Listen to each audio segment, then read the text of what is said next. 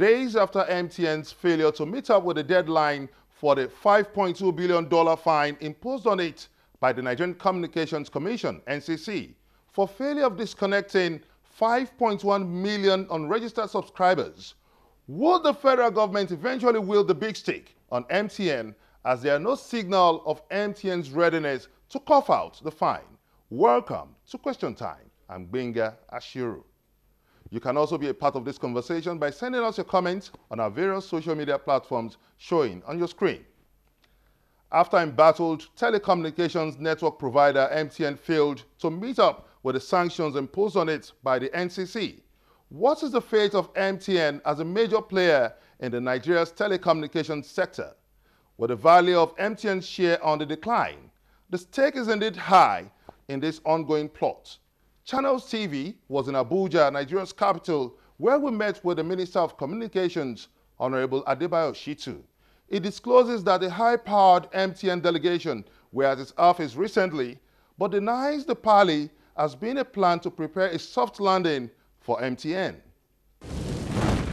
Honorable Adebayo Shittu, thank you very much for joining us on this episode of Question Time. It's my pleasure. Now, you're coming at a time when there's so much controversy on the ground, particularly on the MTN's $5.2 billion fine. What's your position on this? It is often said in law that cause follow events. When an event has taken place, usually it has consequences. In the case of MTN, the event that happened was the fact that there was non-compliance with extant rules on, ensuring that every subscriber is registered so that he can be recognized. So that if crimes are committed with, such lines, they can't be traced. Unfortunately, MTN was in violation of these extant rules, and, the NCC rightly and justifiably imposed a fine. You see, an analogy to this can be given in the case of court cases. Once a judgment has been given, it becomes judgment and becomes valid until there's a review at the appeal court. MTN is making a plea. MTN has sent an appeal to the federal government. Will this appeal be considered? Well, it is not for me to preempt Mr. President. Mr. President will take the right decision, and you can be sure that he will take the right decision. Would it not be in your place to make some recommendation? No request has been made directly to me to make, a recommendation. Recall that I was sworn in barely a week ago, and the issue had been on before me.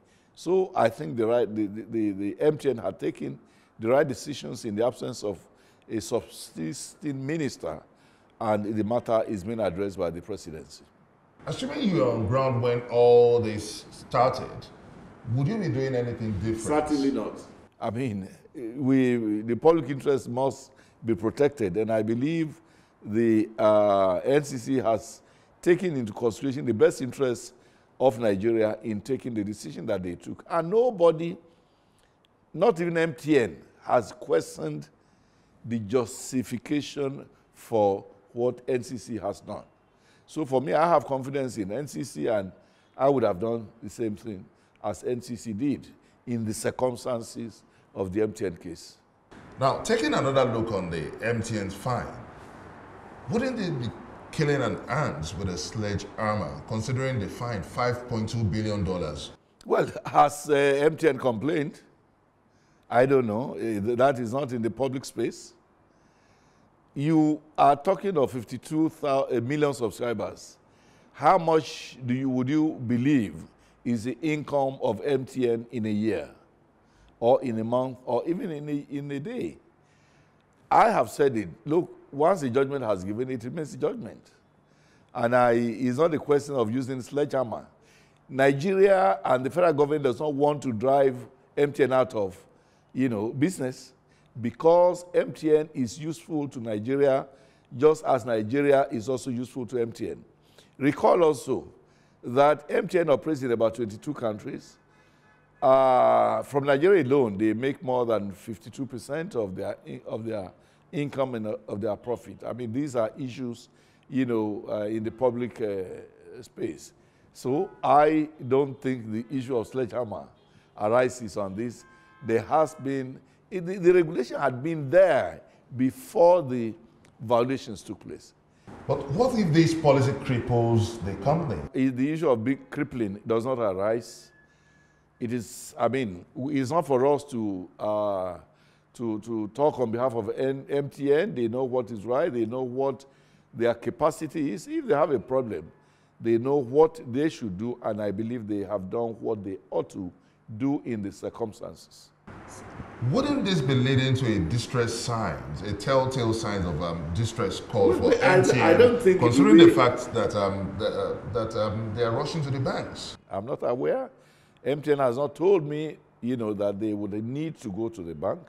Of course, I know that all companies, operate with bank support and all of that. But in this circumstance, I'm not aware of how they want to source the money. There is a reported case of distress sign because we have reports that MTN is appealing that they should make the payment by installments. I haven't seen the appeal. I haven't seen a copy. I'm not, privy to it, and it's not a question that I can answer.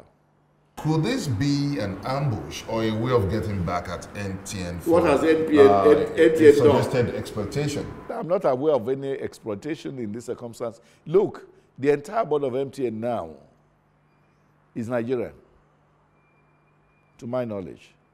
So MTN, even though South Africans have shares in MTN, I don't think it is only MTN cannot be the only Nigerian company where foreigners have shares. So we are not looking at MTN as a foreign company. Of course, it is MTN Nigeria Limited. And that means it is a Nigerian registered company with Nigerian shareholders. So it's not about, it's not a punitive measure. I mean, it's not arbitrary. They know they were wrong because they were warned several times to ensure that no subscriber is allowed to utilize his line without having first been registered. You can also be a part of this conversation by sending us your comments on our various social media platforms showing on your screen. Coming up on Question Time, what is the fate of the MTN shareholders with the fine imposed?